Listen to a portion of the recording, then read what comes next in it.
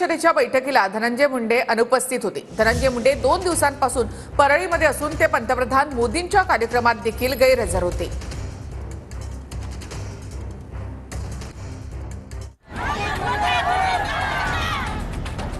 मस्सादोचे सरपंच संतोष देशमुख हत्या प्रकरणानं राजकीय आणि सामाजिक वातावरण तापलेलं आहे।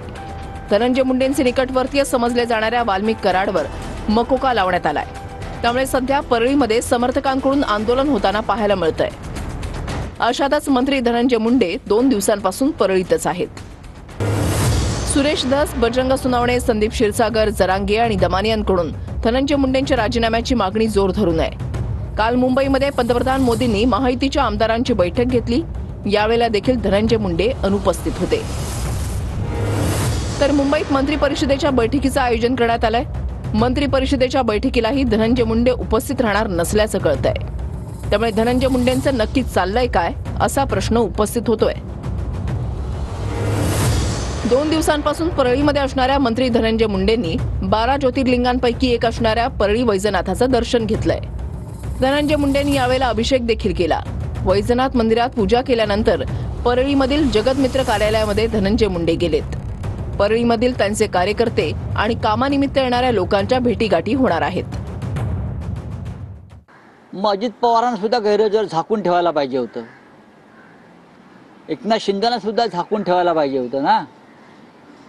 भुजबळ आणि धनंजय मुंडे गैरहजर राहिले किंवा आहेत किंवा ठेवले, मग तोच न्याय जर असेल प्रतिमेचा, तर मग सगळ्यात आधी अजित पवारांना झाकून ठेवायला पाहिजे होतं बाजूला टोपलीखाली, किंवा एकनाथ शिंदे काहीतरी केमिकल लोच आहे त्यांच्या विचारात। अनेक जणांच्या मागण्या आहेत। अंजली दमानियांची आहे, सुरेश अण्णा धसांची मागणी मी तुमच्याच चॅनलवर पाहिलेली आहे। त्यानंतर सोळंकीजी जे अजित पवारांच्या पक्षात आहेत त्यांची पण मागणी तुमच्याच चॅनलवर मी पाहिली। अभिमन्यू पवार बाप्पा असतील, बाप्पांनी मागितली, जितेंद्र आव्हाडांनी मागितलंय, किती संदीप क्षीरसागरांनी मागितलंय। बऱ्याच लोकांच्या भावना आहेत, पण ह्या राजकीय नाही आहेत, त्या सगळ्यांच्या इमोशनल आहेत। राज्याचे मुख्यमंत्री फडणवीस साहेब, अजितदादा आमच्या पक्षाचे नेतृत्व यांच्या सोबतच्या स्तरावर असेल। आज काही पूर्वनियोजित कार्यक्रमामुळे ते मंत्रिमंडळाच्या बैठकीमध्ये नव्हते, कारण त्यांनी त्या संदर्भातली जी माहिती आहे ते मुख्यमंत्री महोदयांना आणि दादांना त्या ठिकाणी दिलेली होती, त्याच्यामुळे ते आज नव्हते। आणखीन 1-2 मंत्री काही पूर्वनियोजित कार्यक्रमामुळे येता आले नव्हते, कारण इतर वेळेला आमचा जो कॅबिनेटचा दिवस असतो हा मंगळवारचा असतो। आज काही मंत्र्यांचे त्या ठिकाणी कार्यक्रमही होते, त्यांनी त्या पद्धतीनं मुख्यमंत्र्यांकडनं पूर्व परवानगी घेऊन त्या ठिकाणी मंत्रिमंडळाच्या बैठकीमध्ये नव्हते।